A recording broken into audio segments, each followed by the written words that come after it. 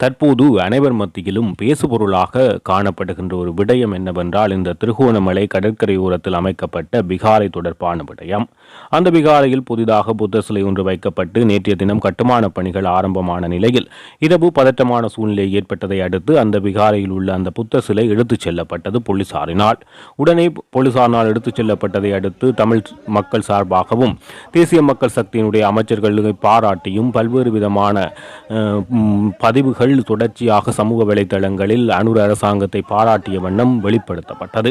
ஏனெனில் வடக்கு கிழக்கின் வரலாற்றை பொறுத்தவரை இவ்வாறு தொடர்ச்சியாக பௌத்த ஆக்கிரமிப்புகள் பல்வேறு பகுதிகளில் இடம்பெற்று வருகிறது. இரவோடு இரவாக ஒருத்தருக்கும் தெரியாமல் விகாரைக்கான கட்டுமான பணிகளை ஆரம்பிப்பது, அது பின்னர் சட்டவிரோத கட்டுமான பணி என போராட்டங்கள் நடந்து கொள்கின்ற போதிலும் நீதிமன்றத்தில் வழக்குகள் இருக்கின்ற போதிலும் அந்த அனைத்தையும் கவனத்தில் கொள்ளாமல் அந்த விகாரையினுடைய கட்டுமான பணிகள் ஆரம்பமாகி நிறைவடைவதும் அதனை சுற்றி பல்வேறு கட்டுமானங்கள் உருவாக்கப்படுவதும் அதனை அண்டி சிங்கள குடியேற்றங்களை உருவாக்குவதுமாக தொடர்ச்சியாக இவ்வாறான ஒரு குடிப்பெரம்பலை சிங்கள பௌத்த ஆக்கிரமிப்பாளர்கள் தொடர்ச்சியாக மேற்கொண்டு வருகிறார்கள். எனவே அந்த திட்டத்தை முதலாக அனுர அரசு முறியடித்து விட்டது என மார்தட்டி பலரும் பாராட்டுக்களை தெரிவித்து அந்த இரவு கடந்த என்ற விடிய வேளையில் அனைவருடைய ஆசைகளும் நிராசைகள் ஆக்குகின்ற வகையில் ஆனந்த விஜயபால பாராளுமன்றத்தில் ஒரு விடயத்தை குறிப்பிடுகிறார்.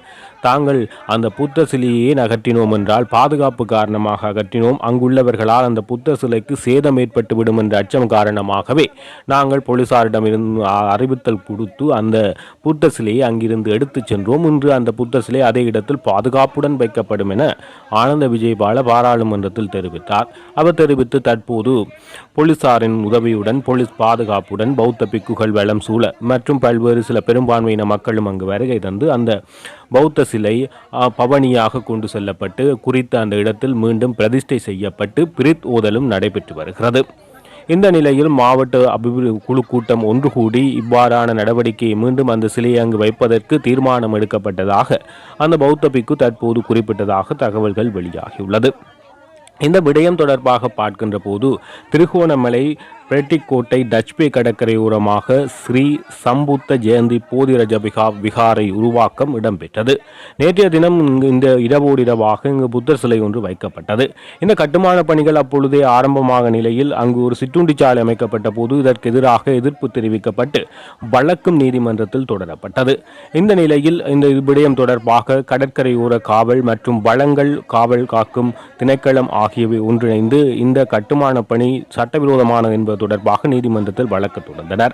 இந்த நிலையில் பௌத்த பிக்கு சார்பாக 7 வேலை நாட்கள் அனுமதி நீதிமன்றத்தில் வழங்கப்பட்ட இது தொடர்பான ஆவணங்களை வெளிப்படுத்தவும் இந்த நிலையில் நீதிமன்றத்தால் ஒரு விடயம் தெரிவிக்கப்பட்டது. கட்டுமானங்களை மேற்கொள்ளலாம், ஆனால் இந்த கட்டுமானத்தினால் இங்கு சமூக ரீதியாக இன ரீதியாக குழம்பல்கள் அல்லது மத சண்டைகள் ஏற்படுவதற்கு வழிவகுக்கும் பட்சத்தில் அவற்றை அனுமதிக்க முடியாது என்ற விதத்தில் நீதிமன்றத்தினால் இது தொடர்பாக விவரங்கள் வெளியிடப்பட்டது.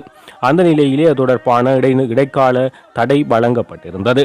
இந்த நிலையில் இந்த 7 நாட்கள் இவருக்கான தவணை வழங்கப்பட்டுள்ள இந்த 7 நாட்களின் பின்னர் நீதிமன்ற அனுமதியுடன் இந்த விகாரை இல்லாமல் செய்யப்படும் என அதிகாரிகள் ஒரு பக்கம் தெரிவித்திருந்த நிலையிலும் அவ்வாறு இல்லை, இதை மீண்டும் கட்டுவதற்கான பணிகள் தற்பொழுது ஆரம்பமாகியுள்ளதையே இந்த அனுர அரசாங்கம் வெளிப்படுத்துகிறது.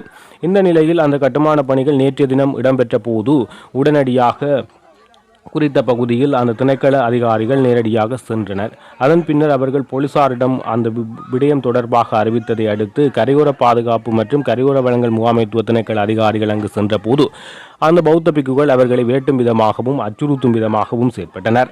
அதன் பின்னர் இது தொடர்பாக போலீசாருக்கு வழக்கு தொடரப்பட்டு போலீசார் அந்த தினம் அங்கு சென்று அந்த விடயம் தொடர்பாக ஆராய்கின்ற போது மீண்டும் அங்கு முருகநிலை ஏற்பட்டதை தடுத்து இரவோடு இரவாக அங்குள்ள புத்த சிலையை அவர்கள் அகற்றுகின்றார்கள்.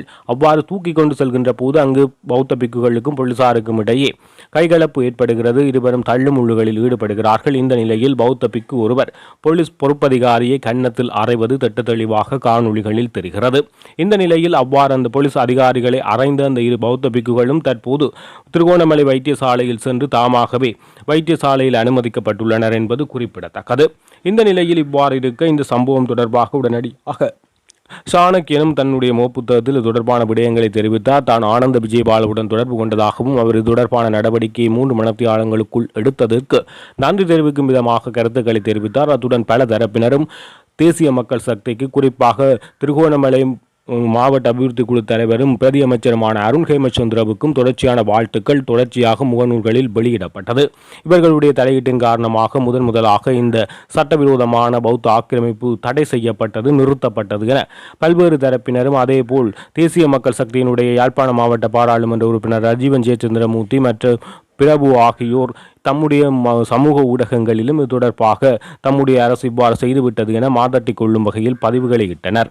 அவர்கள் பதிவுகளிட்டு சில மணத்தியாழங்களுள் பாராளுமன்றத்தில் இது தொடர்பாக சஜித் பிரேமதாசா கேள்வி எழுப்பிய போது பாதுகாப்பு அமைச்சர் ஆனந்த விஜயபால குறிப்பிடுகிறார், நாங்கள் அகற்றவில்லை, சட்டவிரோதமாக கட்டடம் என்று அகற்றவில்லை, நாங்கள் அந்த புத்த சிலைக்கு பாதுகாப்பு அங்கு உள்ளவர்களினால் சேதம் விளைவிக்கக்கூடும் என்ற அச்சத்தின் காரணமாக அங்கிருந்து நாங்கள் அதனை எடுத்துச் சென்றோம்.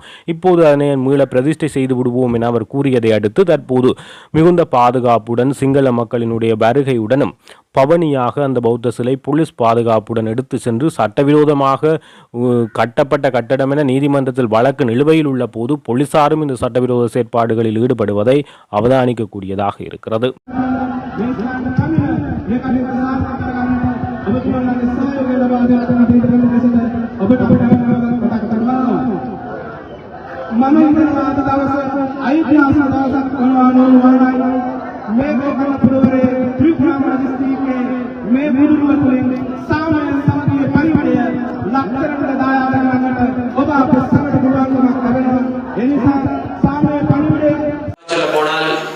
உச்சவெளியில் வெறுமனே 400க்கும் குறைவான சிங்கள மக்கள் வாழ்கின்ற பிரதேசத்தில் நூற்றுக்கணக்கான விகாரைகள் கட்டப்பட்டிருக்கின்றது. திருவோணமலையில் இருக்கின்ற தமிழ் மக்கள் மிக நீண்ட காலமாக தங்களுடைய நம்பிக்கையாக பயன்படுத்திக் கொண்டிருந்த கன்னியா வெந்நீர் ஊற்று முழுமையாக பௌத்தமயப்படுத்தப்பட்டிருக்கின்றது.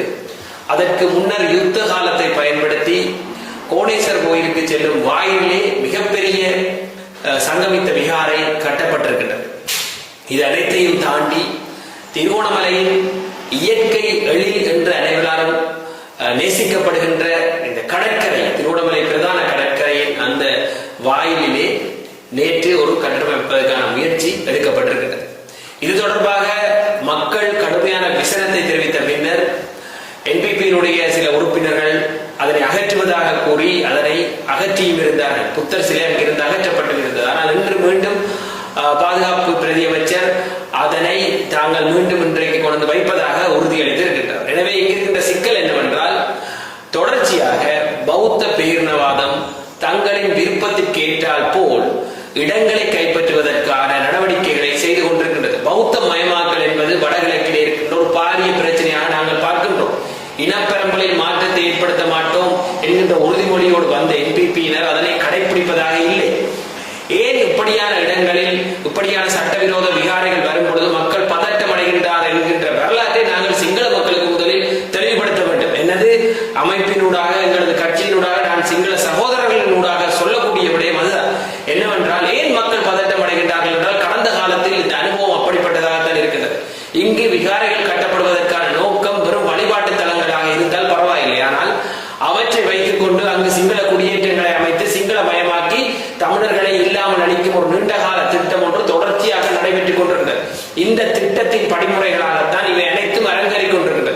உண்மையிலேயே இயற்கையோடு இருக்கின்ற கடற்கரை ஓரத்தில் இருக்கின்ற காணிகள் மீது கட்டடங்கள் கட்ட முடியாது என்கின்ற விதி எல்லாம் இருக்கின்றது. பிரதேச சபையில் அனுமதி எடுக்க வேண்டும், மாநகர சபையில் அனுமதி எடுக்க வேண்டும். இவை எதுவுமே அங்கு கடைபிடிக்கப்படுவதில்லை. மாறாக பார்த்தீர்கள்னா அந்த இடத்தில் ஒரு சிற்றுண்டி சாலை நடத்தப்பட்டுக் கொண்டிருந்தது. அந்த சிற்றுண்டி சாலையை அகற்றுமாறு கோரிக்கை விடுத்த பின்னர் அதற்காக 7 நாட்கள் கேட்கப்பட்டது. அந்த சிற்றுண்டி சாலையை நடத்தி கொண்டிருந்த பிக்கு தான் ஒரு திட்டம் போட்டார். சிற்றுண்டி சாலை என்றால் தானே உங்களால் அகற்ற முடியும், நாங்கள் ஒரு புத்தர் சிலையை வைத்தால் அது அரசியல் பிரச்சனை ஆகிவிடும், அதை உங்களால் அகற்ற முடியாது என்கின்ற அந்த சிந்தனைகள் வந்தார். இதற்கு காரணம் என்னவென்றால், சிங்கள மக்கள் இந்த ஆக்கிரமிப்பை ஒன்று ஆதரிக்கின்றார்கள் அல்லது புரிந்து கொள்ளவில்லை. எனவேதான் இதனை அவர்கள் தமிழ் மக்களுக்கு எதிராகவும் இலங்கையின் சட்டங்களுக்கு எதிராகவும் பயன்படுத்திக் கொண்டிருக்கின்றார்கள். இயற்கை சூழலை பாதிப்படைய வைக்கின்றார்கள். அத்தோடு நீங்கள் நன்றாக புரிந்து கொள்ள வேண்டும், கடந்த காலங்களில் மஹிந்த ராஜபக்ச அதற்கு முன்னிருந்த ஆட்சியாளர்கள் எல்லாம் தங்களுக்கு வேண்டியது போன்று இந்த புனித பூமி என்கின்ற பெயரிலே விருப்பத்திற்கேற்றால் போல் பதிவு செய்யாத உறுதிகளை பல காணிகளுக்கு வழங்கி இருக்கின்றார்கள். எனவே அவற்றை அதற்கான உறுதி என்று இவர்கள் காட்டுவதை முதலில் எங்களை ஏற்றுக்கொள்ள முடியாது. அவை பௌத்த மயமாக்கலுக்கான ஒரு சான்றிதழாகவே தொடர்ச்சியாக வழங்கப்பட்டிருக்கின்றது. குறிப்பிட்ட இடத்திலிருந்து 100 மீட்டர் தொலைவிலே சங்கமத்த விகாரை இருக்கின்றது.